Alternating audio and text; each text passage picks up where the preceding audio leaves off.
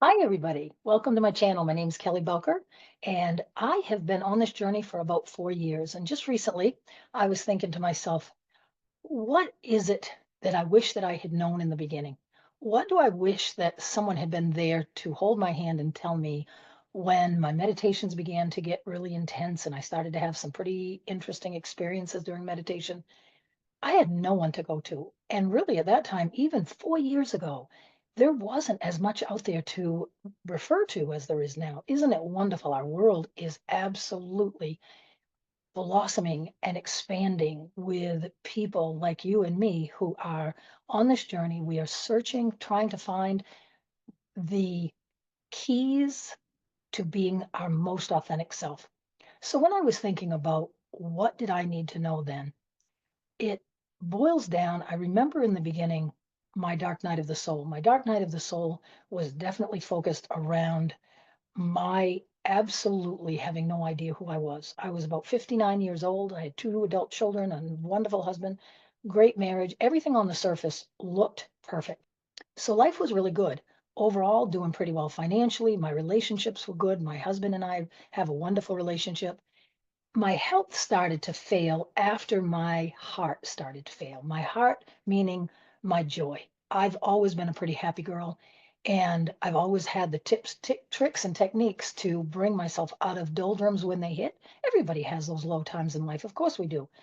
But at this stage in my life, I would say for probably 4 or 5 years leading up to my dark night of the soul, things just were cycling down for me. And when I talk to people out and about, I realize that this is a pretty common theme for people right now.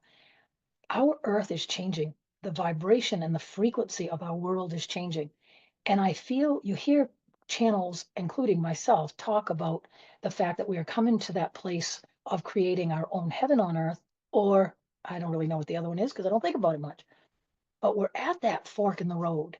And I just want to invite you, if you're feeling the discontent, if you're feeling out of balance, disconnected, I really want to invite you to reach out and find yourself a community, mine or someone else's. It doesn't matter. Thankfully, right now, that opportunity is out there. 4 or 5 years ago, when I was in the beginning time of this journey, there really wasn't, unless it was a really big expense. And now you can find lots of tribes to join. You can join my tribe for free.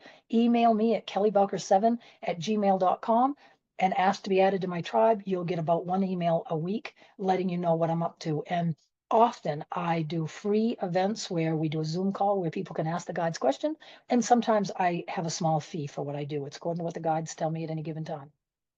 But to go back to the beginning, I really want to share what I was feeling and the road that it put me on.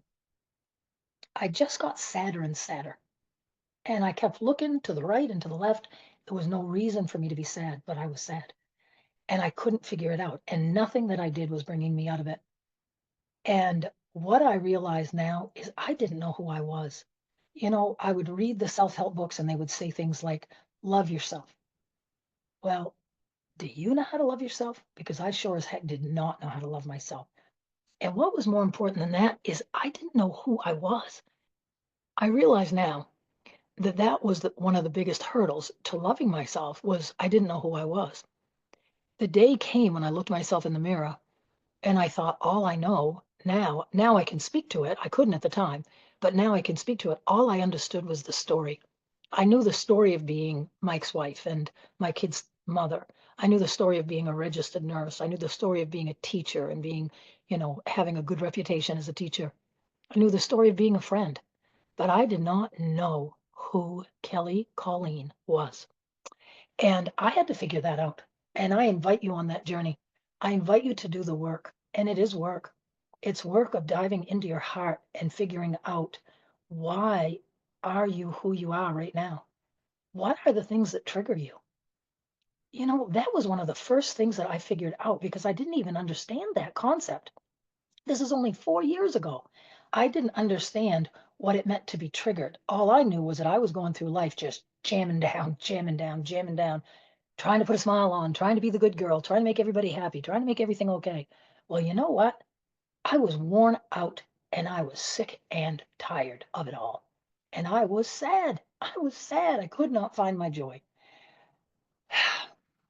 It is not an easy journey, but it's wonderful and it's rich and there's help out there. Help from wonderful people. I was on Next Level Soul about a year and a half ago. And at that time, I was one of the newbies that had been on. And now there's all kinds. My gosh, they're coming out of the woodwork. But what is awesome, you guys, is I was a newbie. I was truly a newbie. But now these beautiful people are coming forward who have been doing this work for 30 years. They have been bringing forth this message for 30 years. But we lived in a world where we couldn't share it. But now we are blessed with things like YouTube and all of the other social media and things that we can put these messages out there. So we don't have to spend all day, every day being inundated with these external messages telling us that we're not enough, that we're not worthy, that we're not lovable. Because, friends, I'm here to tell you that that is a lie. You are worthy, you are lovable, and what's more than that, you are seen and you are supported by non physical energy, God, the angels, whatever your language is, it's all the same thing. We're talking about the love and the support that we get, and it is there for all of us. So I began the journey of figuring out what does it mean to love myself. And one of the first messages that my guides gave me was that I needed to create a relationship between me and me. And I'm like, really? What the heck does that mean?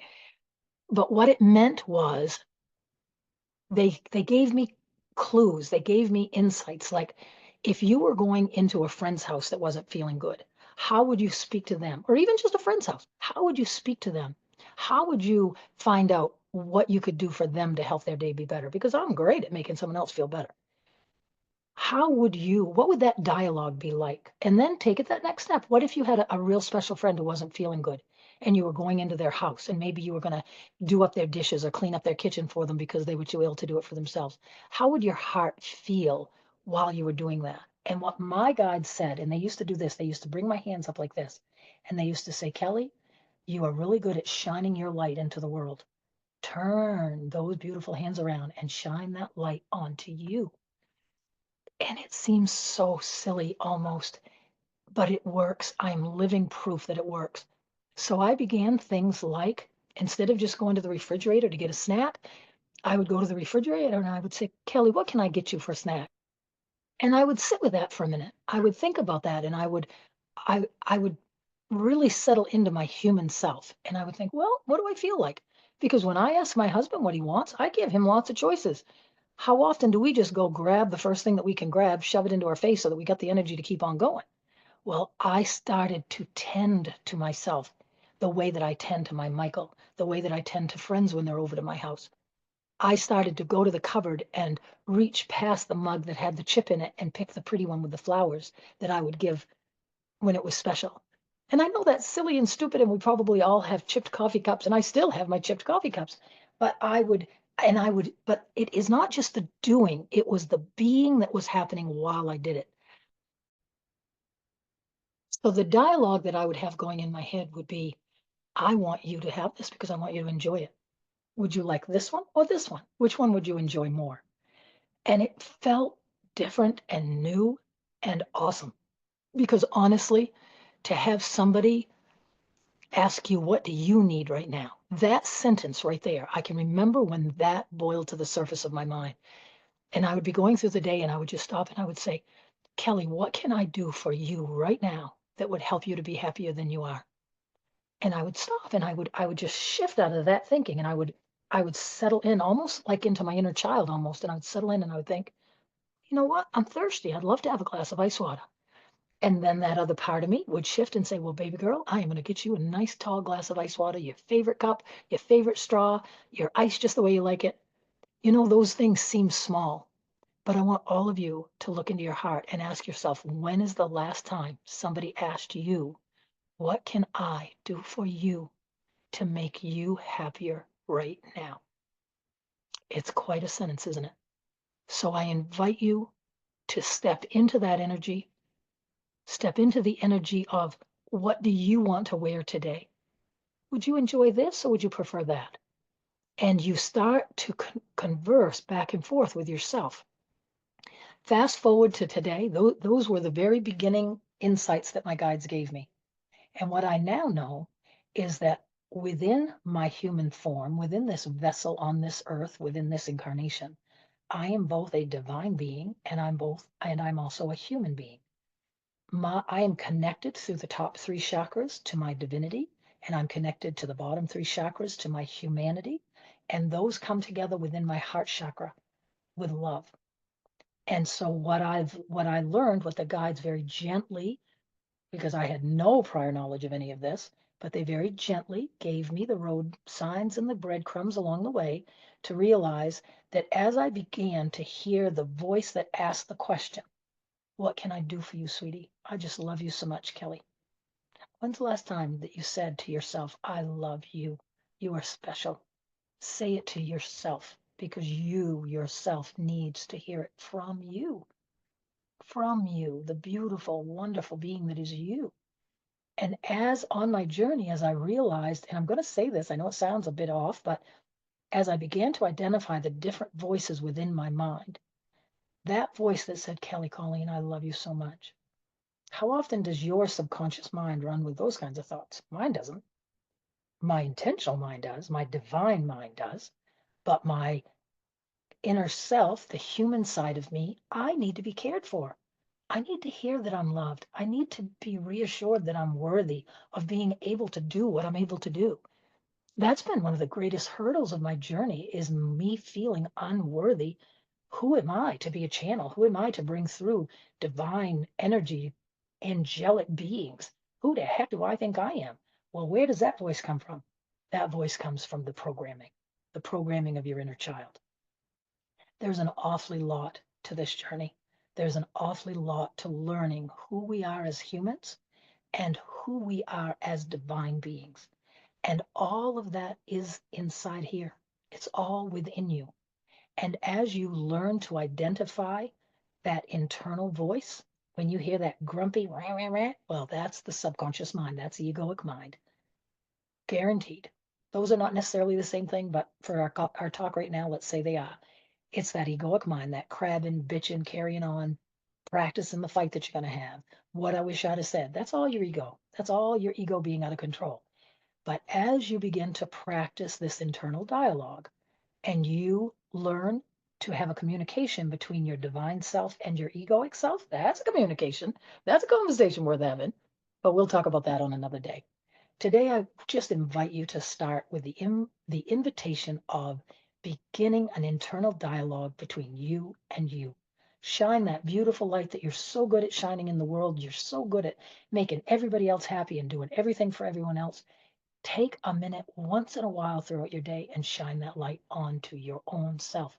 Because I can tell you, I can promise you, I can tell you 100% for sure that there are infinite beings that are watching you, supporting you, inviting you. Maybe they nudged you to listen to this video.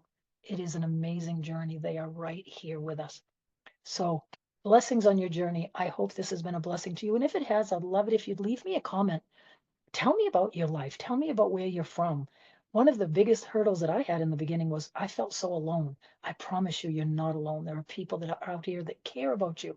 I care about you. I care about this world. I truly do. But I love myself too. Imagine that. It's such a new way of going about life. I can promise you that. So leave me a message. Tell me about your journey. Put a question in there. If I answer most of my questions, or if not, it might spur on another video. If there's anything about this video you'd like to have me answer, I would love that. Blessings to you. Oh, and I should tell you, I am having a retreat this summer. For anybody who is interested at all, check out the notes below. There's a website you can go to that will give you a little bit of extra information, and you can email me if you want more information about it. Come to my house, ride my party boat with me, drink a margarita, and do all things spiritual. That's what my retreat's going to be about. So blessings on your journey. Have a great day, everyone.